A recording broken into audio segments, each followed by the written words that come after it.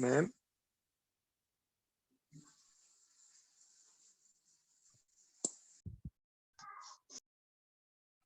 Good afternoon बच्चों। Good afternoon ma'am. हाँ okay, तो आज से रिवीजन की क्लास स्टार्ट करनी है, ठीक है। तुम लोगों ने गूगल क्लासरूम पे चेक करना, दोनों ही सब्जेक्ट के ऑपरेशंस मैनेजमेंट और कॉर्पोरेट स्ट्रेटजी दोनों के ही यूनिट फर्स्ट के यूनिट 1 के नोट्स पूरे अपडेटेड हैं, ठीक है। बस उसमें एक ही प्रॉब्लम है कि शायद वो सीक्वेंस वाइज ना हो, ठीक है। तो उसमें कोई प्रॉब्लम नहीं होगी, सीक्वेंस वाइज तो हम रिवीजन के टाइम पे मेन ध्यान रखेंगे, नोट से अपडेट्स रहना। मैम आपकी वॉइस डिस्कनेक्ट हो जा रही है मैम। क्या क्या हुआ बेटा? क्या हुआ? आवाज नहीं आ रही है? मैम अब आ रही है। ओके, हमने अभी बस हेलो। इतना बोला है कि जो भी गूगल क्लासरूम पे जो भी रिवीजन के नोट्स हैं, यूनिट 1 के सारे नोट्स अवेलेबल है, ठीक है।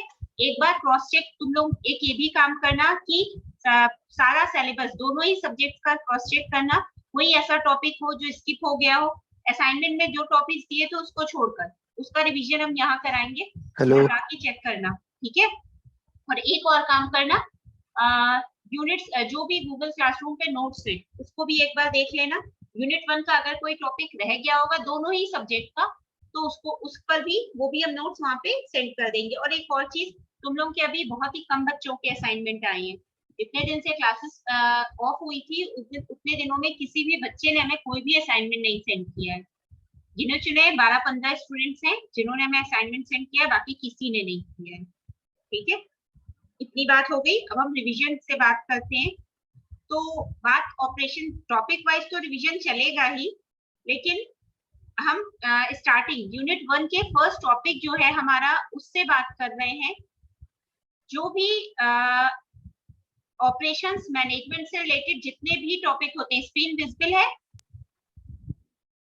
मैम उसमें 2-3 टॉपिक छूटे हुए हैं फर्स्ट यूनिट के नोट्स में। यूनिट 1 में कौन से टॉपिक?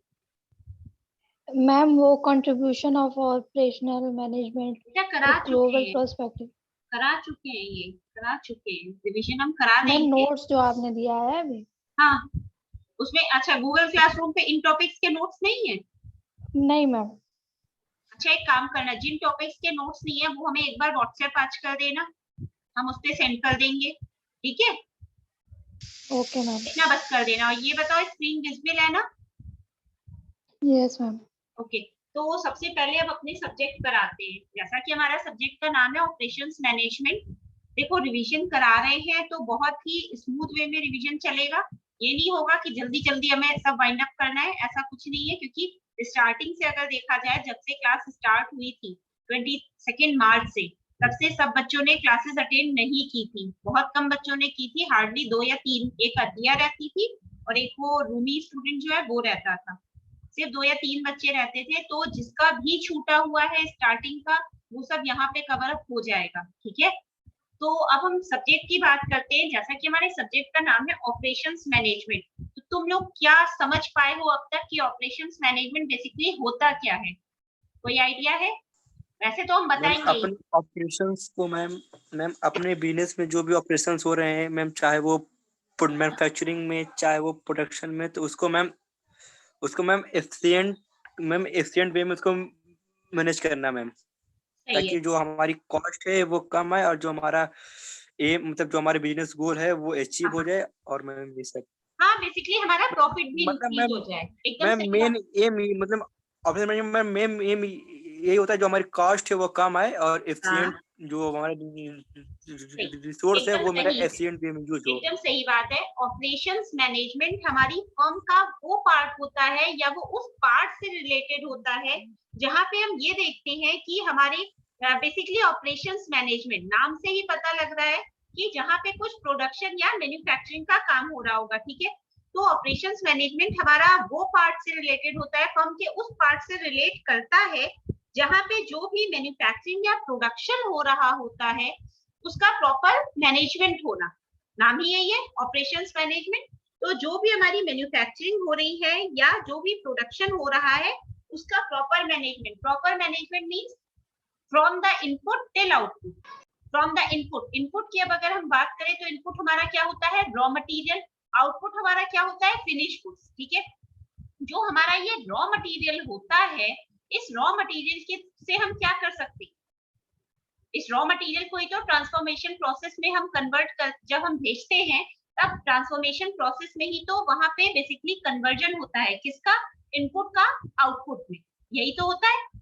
तो इस इनपुट का आउटपुट में जब हमारा कन्वर्जन हो रहा होता है, ये जो बीच की हमारी स्टेज होती है, ट्रांसफॉर्मेशन प्रोसेस जिसे हम बेसिकली कह रहे हैं, यही हमारा ऑपरेशंस मैनेजमेंट का ही मेन केस होता है, जहां पे जो भी हमारी गुड्स या सर्विस हम प्रोड्यूस कर रहे हैं, उसको हम बहुत ही इफेक्टिव और एफिशिएंट मैनर में उसका प्रोडक्शन करें, जिससे कि हम कस्टमर की जो भी हमारी नीड्स है या वांट है या जो भी उनके रिक्वायरमेंट्स है, उनको हम इफेक्टिव वे में फुलफिल कर सके।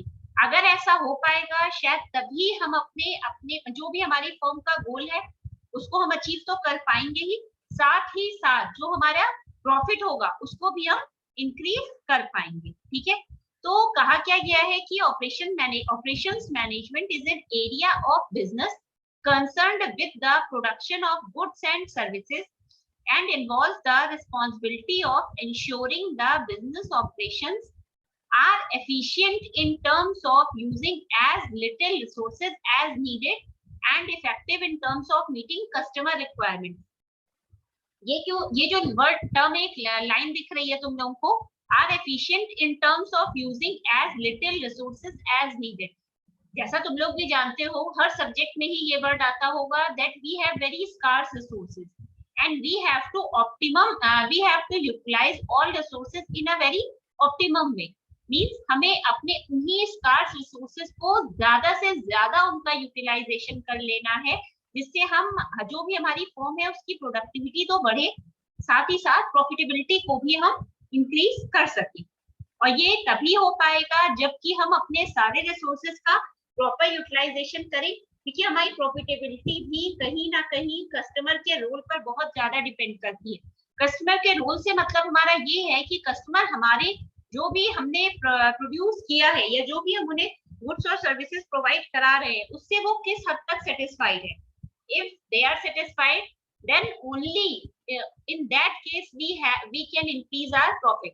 अदरवाइज अगर कोई भी कस्टमर हमारे किसी भी प्रोडक्ट या किसी भी सर्विसेज से सेटिस्फाई नहीं होगा या उसकी नीड्स का फुलफिलमेंट नहीं होगा, तब वो तुरंत ही ऑन द स्पॉट या एज सून एज पॉसिबल वो स्विच कर जाएगा नेक्स्ट प्रोडक्ट पे। क्यों? क्योंकि मार्केट में बहुत ही हैवी कंपटीशन है, ठीक है, बहुत ही बिग स्केल पे कंपटीशन है और मार्केट क्या है, एक प्ले की तौर पर काम कर रहा है जहाँ पे बहुत सारे प्लेयर्स हैं, डिफरेंट कंपनीज हैं, उनके बहुत सारे प्रोडक्ट है कि अगर हम सोचने जाएं मार्केट में, हम कुछ हमारे माइंड में सेट है कि आज अगर हम मार्केट जा रहे हैं हमें ये प्रोडक्ट खरीदना है, कोई जरूरी नहीं है हम सिर्फ वही प्रोडक्ट खरीदेंगे, हम दूसरा प्रोडक्ट भी खरीद सकते हैं क्योंकि मार्केट में we have lots of options, हमारे पास बहुत सारे ऑप्शंस है और उसी ऑप्शन के अकॉर्डिंग जब हम वहां उस ऑप्शन उन सारे ही अवेलेबल ऑप्शंस का जब हम क्या करते हैं, ऐसे कह सकते हैं कि हम उन्हें फिजिकल वे में देखते हैं, तब शायद जो भी हमारी चॉइसेस होती है उनपे बहुत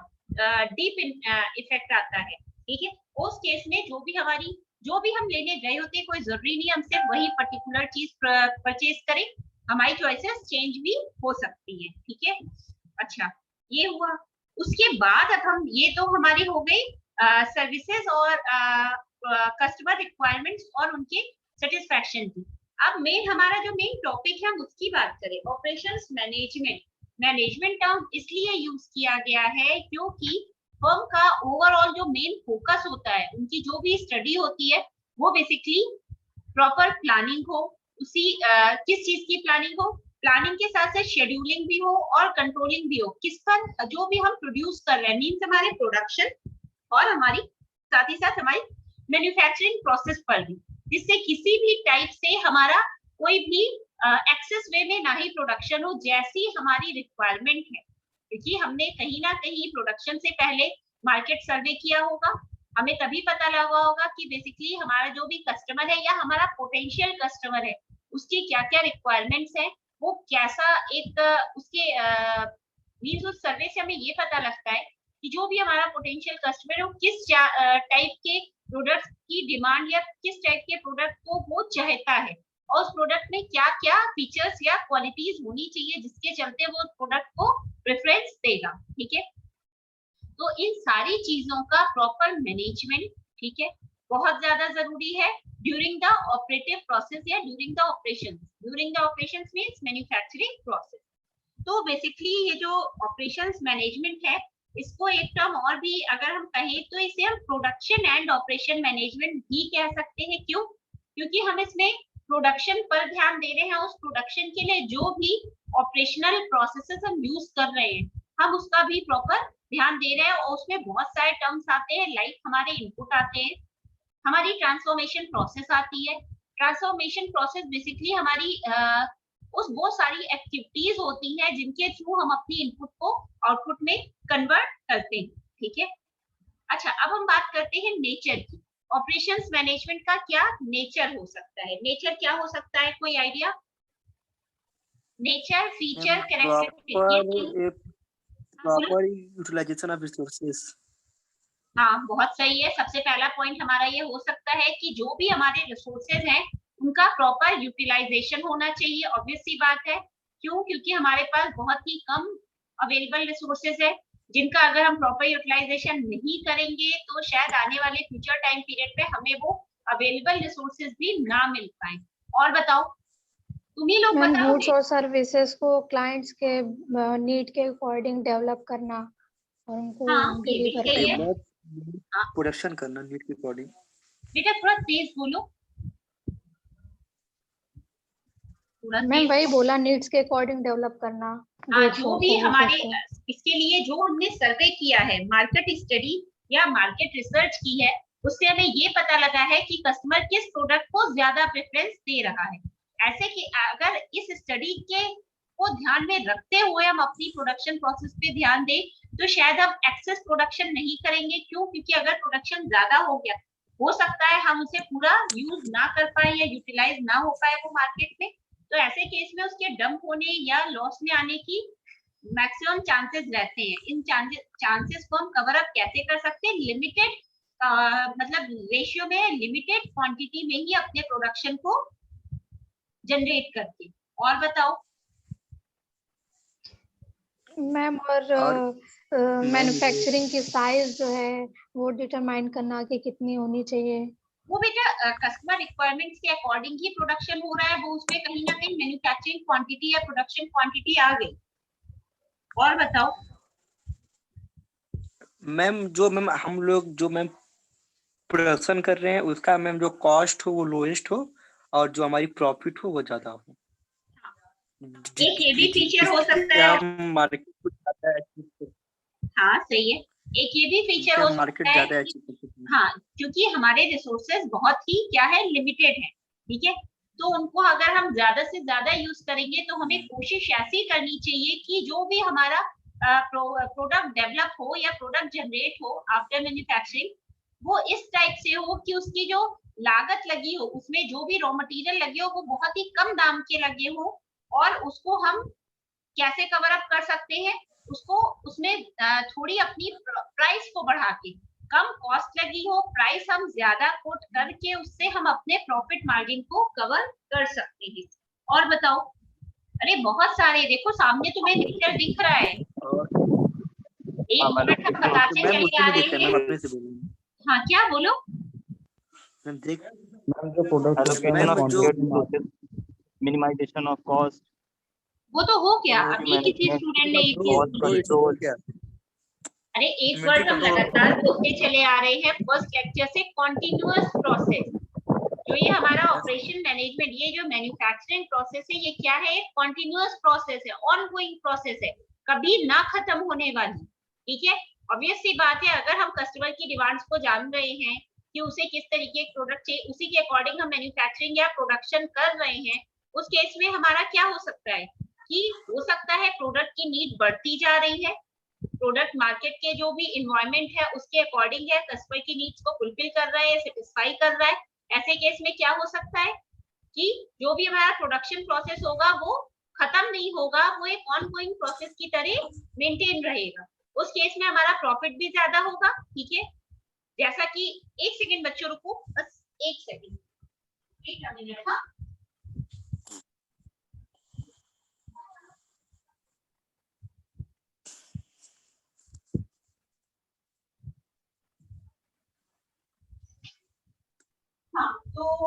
सॉरी बीच में रोकना पड़ा। जो हमारा फर्स्ट पॉइंट देख रहे हो ट्रांसफॉर्मेशनल प्रोसेस। ट्रांसफॉर्मेशनल प्रोसेस क्या कहती है? ट्रांसफॉर्मेशनल प्रोसेस अभी हमने ये टर्म भी नाम लिया भी था कि इनपुट का आउटपुट में जो कन्वर्जन होता है या ट्रांसफॉर्मेशन होता है वो इसी प्रोसेस के थ्रू होता है। ठीक है, ये हमारी बेसिकली वो स्टेज होती है जहां पे हमारा प्रोडक्ट वर्क इन प्रोग्रेस या वर्क इन प्रोसेस की स्टेज में आ गया होता है। ठीक है, तो क्या है, जो भी ऑपरेशंस मैनेजमेंट है इसका एक बहुत ही इंपॉर्टेंट नेचर या फीचर है कि ये ट्रांसफॉर्मेशनल प्रोसेस, ऑब्वियस सी बात है, ये हमारे जितने भी अवेलेबल इनपुट है उनको क्या कर रही है, आउटपुट में कन्वर्ट कर रही है। दैट मीन्स ये क्या है, ट्रांसफॉर्मेशनल प्रोसेस है। नेक्स्ट पॉइंट देख रहे होगे रिजल्ट्स इनटू वैल्यू एडिशन। अब देखो तुम्हारे पास क्या था, सिंपल एक रॉ मटेरियल था। ठीक है, लाइक अगर हम बात करें तो फ्लोर सभी जानते होंगे, चपाती हम लोग खाते ही हैं। आटा क्या होता है, रॉ मटेरियल होता है। अब इसी को जब हम ट्रांसफॉर्मेशनल प्रोसेस में कन्वर्ट करके हमारा फिनिश गुड्स बनते हैं, वो हमारा किस फॉर्म में, रोटी भी हो सकती है, पराठा भी हो सकता है, ठीक है, या हम उसकी और भी आइटम्स बना सकते हैं। इस तरीके से देखा जाए तो कहीं ना कहीं फ्लोर क्या था, व्हीट फ्लोर हो या राइस फ्लोर हो, जो भी हो, वो एक नॉर्मल सा एक मटेरियल था, उसमें कोई वैल्यू ऐड होके क्या हुआ, वो एक क्रिएटिव प्रोडक्ट बन गया।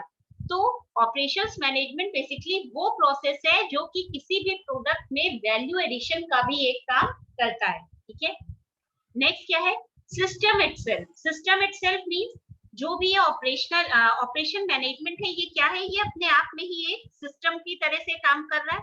अपने आप में सिस्टम की तरह से काम कर रहा है माने क्या समझ में आ रहा है? क्या मैम?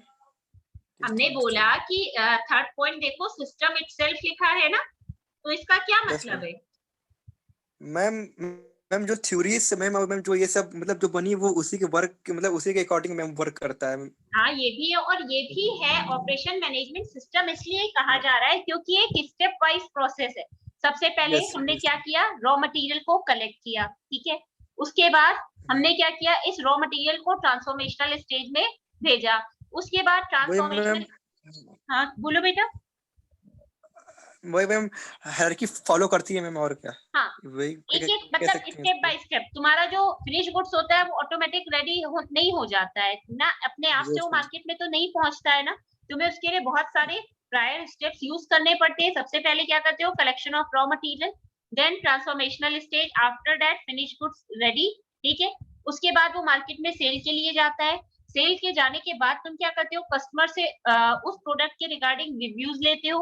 अगर उस प्रोडक्ट में कस्टमर को कोई प्रॉब्लम लगती है या वो कुछ और उसमें इम्प्रूवमेंट या एनहांसमेंट चाहती है, तो उस हिसाब से तुम अपने प्रोडक्ट जो भी गुड्स या सर्विसेज प्रोवाइड करा रहे हो उसमें चेंज करते हो। ठीक है, जैसी भी या जो भी कस्टमर की रिक्वायरमेंट होती है अकॉर्डिंग टू दैट।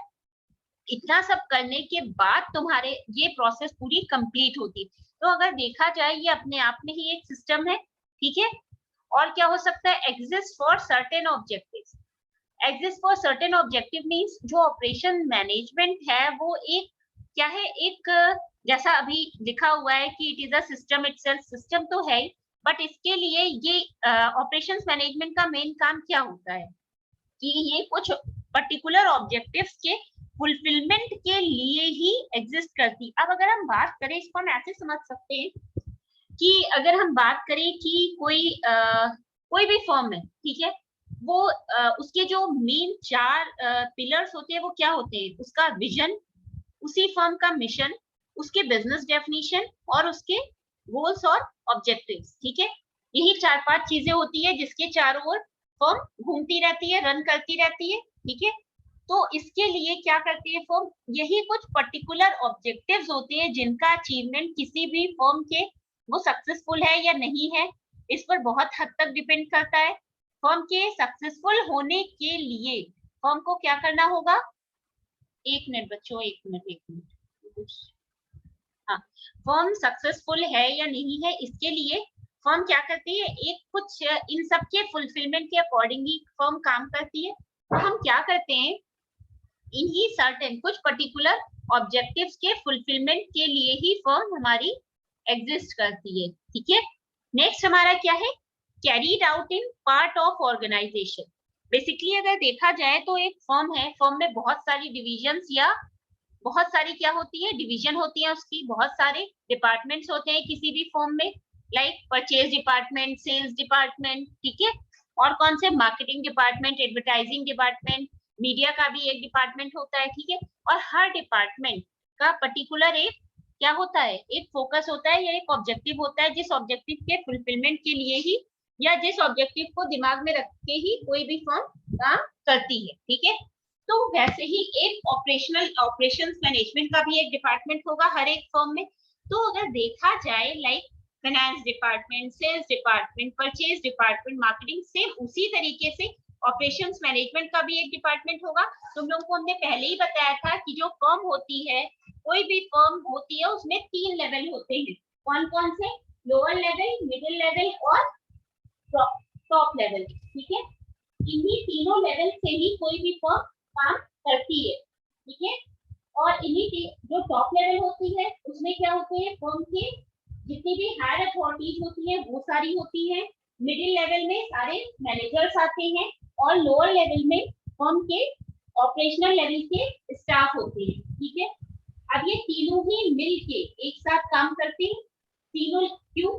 ये हम इस तरीके से कह सकते हैं कि जो टॉप लेवल होता है वो क्या करता है, सारी पॉलिसीज को बनाता है, ठीक है। मिडिल लेवल क्या करता है उन पॉलिसीज के इम्प्लीमेंटेशन पे ध्यान देता है।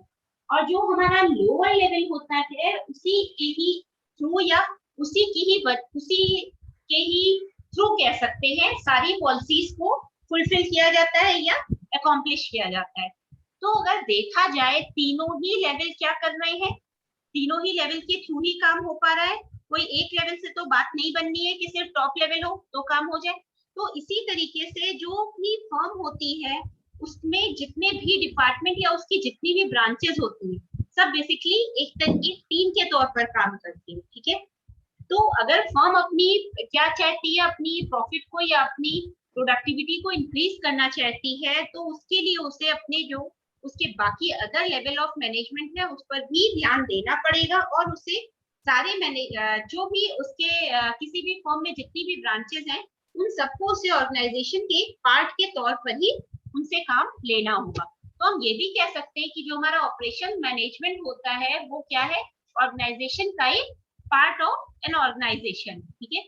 नेक्स्ट क्या है, inter relationship amongst the system. ये ऊपर वाले ही पॉइंट से एक्चुअली कोरिलेटेड है, कोरिलेटेड इस सेंस में कि कोई भी फर्म है वो क्या है, वो एक सिस्टम है, ठीक है। अब अगर वो फर्म सिस्टम के तौर पर काम कर रही है तो उस केस में अगर हम चाहते हैं कि हमारी फर्म या हमारा सिस्टम एक प्रॉपर तरीके से काम करे, उसके लिए क्या होगा, एक और देखो जैसे इंटर रिलेशनशिप इस तरीके से हम कह सकते हैं, जो हमारे ऑपरेशंस मैनेजमेंट है ये हमारे जो अदर डिपार्टमेंट है उन पर कहीं ना कहीं डिपेंड करता है, ठीक है। लाइक मार्केटिंग डिपार्टमेंट जो परचेजिंग वगैरह होती है, जो परचेजिंग डिपार्टमेंट होता है उसके एंड से सारी परचेजिंग होती है, मीन्स वो रॉ मटेरियल हो या जो भी हो, ठीक है। तो वहां से जो काम होते हैं उसके बाद क्या होता है, मार्केटिंग के बाद प्रोडक्शन डिपार्टमेंट पर बात आती है, ऑपरेशंस डिपार्टमेंट पर बात आती है। इस तरीके से देखा जाए तो सारे सिस्टम एक दूसरे से वो रिलेट कर देते हैं, ठीक है। तो अगर देखा जाए तो जो भी ये ओवरऑल फर्म है या एक सिस्टम है इसमें आपस में इंटर रिलेशनशिप चलती है, ठीक है। अब नेक्स्ट हमारा क्या है, स्ट्रेटम फॉर्मुलेशन। स्ट्रेटम फॉर्मुलेशन का मतलब होता है कि कोई भी फर्म होती है उसको अच्छा तुम लोग को कोई आइडिया है कि स्ट्रेटम की हिंदी मीनिंग क्या होती है? मैम बोलो बेटा, बोलो। मैम किसकी मैम नहीं पाई मैम। जो 7th पॉइंट है स्ट्रेटम फॉर्मुलेशन, इसमें जो वर्ड यूज हो रहा है स्ट्रेटम, इसकी क्या हिंदी मीनिंग होती है या इसका मीनिंग क्या है, नहीं पता है? कोई बात नहीं, हम बता रहे हैं। स्ट्रेटम मीन्स होता है हमारी लेयर, लेयर समझते हो ना, परत जिसे हम कहते हैं। बेसिकली क्या होता है, कोई भी ऑर्गेनाइजेशन होती है वो क्या करती है, एक स्ट्रेटम के फॉर्म में काम करती है। लाइक अगर देखा जाए तो क्या है, हमारा टॉप लेवल है, फिर मिडिल लेवल है, फिर लोअर लेवल है। इस तरीके से बहुत सारे क्या होते हैं, स्ट्रेटा होते हैं। मतलब एक लेयर होती है, 2 लेयर होती है, 3 लेयर होती है, इस तरीके से लेयर वाइज काम होता है। जो सबसे top level top most layer होती है या टॉप मोस्ट स्ट्रेटा होता है, उसके ऊपर देखा जाए कोई प्रेशर नहीं होता है, लेकिन जो सबसे नीचे वाली लेयर होती होगी उस पर सबसे ज्यादा प्रेशर होता होगा। किस तरीके से? ऑब्वियस सी बात है, अगर जो पर्सन सबसे नीचे होगा, ठीक है, उसके ऊपर ऊपर ऊपर जो होगा, धीरे धीरे जैसे जैसे अगर हम ऊपर बढ़ेंगे तो प्रेशर उस पर कम होता जाएगा। इस तरीके जो सबसे नीचे है वहां पे सबसे ज्यादा प्रेशर होगा, या उस लेयर पे या उस स्ट्रेटा पे सबसे ज्यादा प्रेशर होगा। तो उस केस में हर जो भी स्ट्रेटा होती है वो क्या करते हैं, उसकी परफॉर्मेंस कैसे इंक्रीज हो सकती है, कैसे इंक्रीज हो सकती है कि वो अपने नीचे वाले स्टेटम से प्रॉपर कोऑर्डिनेट वे में काम करे। ठीक है, ये कोऑर्डिनेट वे में काम कैसे हो पाएगा? जो नीचे वाली लेयर आउटपुट प्रोवाइड करे उसको सीधे नेक्स्ट स्टेज में ट्रांसफर, नेक्स्ट लेयर में ट्रांसफर होना चाहिए। इस तरीके से देखा जाए कि अगर जो भी एक हिरार्की है उसको फॉलो करते हुए ही अगर हम काम करें, तब शायद फर्म अगर वैसे ही काम करे तब वो अपनी परफॉर्मेंस इंक्रीज कर पाएगी और शायद मैक्सिमम डेवलप कर पाएगा, ज्यादा से ज्यादा प्रोडक्शन डेवलप कर पाएगी। ठीक है, अच्छा, नेक्स्ट हमारा क्या है? Specialisation of functions. ठीक है, स्पेशलाइजेशन ऑफ फंक्शंस क्या हो सकते हैं? देखो, जैसे अगर कोई पर्सन है वो फाइनेंस में स्पेशलाइज्ड है, तो ऑब्वियस सी बात है उसे हम फाइनेंस डिपार्टमेंट में ही रखेंगे। अब मान लो कोई पर्सन मार्केटिंग या एडवर्टाइजिंग में स्पेशलाइज्ड है, तो वो उस एरिया में जाएगा। मींस जो पर्सन की जिस फील्ड में एक्सपर्टीज हो उसे वही डिपार्टमेंट या वही काम दिया जाना चाहिए। ठीक है, ऐसा कैसे हो सकता है कि देखो डिफरेंट फंक्शन किसी भी फर्म में सारे ही फंक्शंस रन कर रहे होते हैं और सेम टाइम पर ही रन कर रहे होते हैं और सब में काम हो रहा होता है। और ये प्रॉपर परफॉर्मेंस, इस तरीके की परफॉर्मेंस कब हो पाती है? जब कि किसी स्पेशलाइज्ड या जो भी पर्सन जिस फील्ड में स्पेशलाइज्ड हो या एक्सपर्टीज हो उसी ही फील्ड में वो वहां पे काम करे। ठीक है, अगर ऐसा नहीं होगा तो फंक्शंस का स्पेशलाइजेशन नहीं हो पाएगा और प्रॉपर आउटपुट जनरेट नहीं हो पाएगा। ठीक है, नेक्स्ट क्या है? Increase in entropy. एंट्रोपी का मीनिंग जानते हो? बोलो बच्चों। क्या मैम? एंट्रोपी का मीनिंग क्या होता है? बोलो। ये बेसिकली एनर्जी का एक पार्ट होता है, ठीक है, जिसमें कि एनर्जी का कन्वर्जन को, एनर्जी का वो पार्ट जिसको हम मैकेनिकल एनर्जी में कन्वर्ट नहीं कर सकते। इसका मतलब क्या होता है? तुम लोग लिटरल मीनिंग पे मत जाओ। क्या इसका मतलब होता है? देखो, हमें क्या करना होता है, जो ऑपरेशंस मैनेजमेंट होता है उसका मेन फोकस क्या होता है? दो ही फंक्शंस पर मेन फोकस होता है ऑपरेशंस मैनेजमेंट का। वो दो फंक्शंस क्या होते हैं कि ज्यादा से ज्यादा आउटपुट जनरेट हो, जिससे ज्यादा से ज्यादा कस्टमर्स को हम सेटिस्फाई कर सके और ज्यादा से ज्यादा हमारे जो पोटेंशियल कस्टमर्स थे अब तक उनको हम अपने रियल कस्टमर में कन्वर्ट कर सके और आफ्टर दैट हमारा क्या हो? प्रॉफिटेबिलिटी इंक्रीज हो। यही मेन फोकस होता है। तो इसी ही मेन फोकस को बढ़ाने के लिए हमें क्या करना होगा? जो भी हमारी ट्रांसफॉर्मेशनल प्रोसेस है, मेन फोकस हमें उस पर देना होगा कि हमारी वो प्रोसेस बिना किसी ब्रेक के या बिना किसी ऑब्स्टेकल के आगे फंक्शनिंग हो पाए उसकी। ठीक है, नेक्स्ट क्या है? लास्ट है इंक्रीज इन प्रोडक्टिविटी।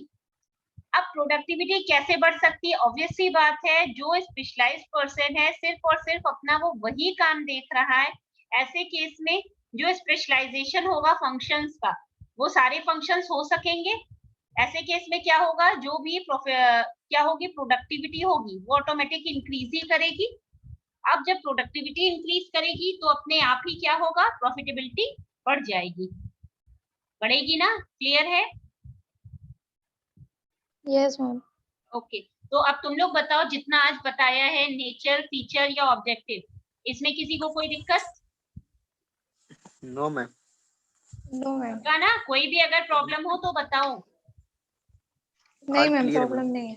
हाँ मैम। हाँ, सिर्फ 14 स्टूडेंट्स ने हमें अब तक असाइनमेंट दे रखे हैं। ये हमें तुम लोगों से यही बात करनी है कि ये बताओ रेस्ट स्टूडेंट्स असाइनमेंट हमें कब देंगे।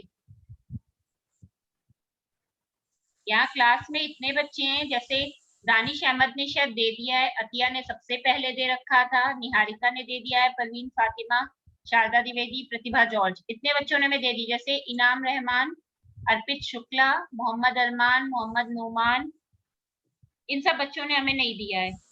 ऐश्वर्य चौरसिया, इन्होंने भी हमें नहीं दिया है। मैम मैंने दे दिया है मैम, मैंने सबमिट कर हाँ, दानिश अहमद ने दे दिया है, मोहम्मद अरमान ने दे दिया है। हाँ, देख गया।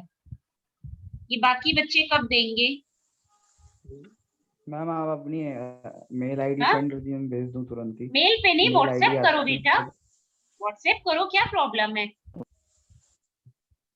और ये जितने बच्चों ने जमा कर दिया है, वो एक चीज का ध्यान रखना कि जो भी असाइनमेंट है वो फिजिकल फॉर्म में अपने पास सेव रखना। जब भी यूनिवर्सिटी खुलेगी तुम लोगों के असाइनमेंट सबमिट होंगे, ठीक है।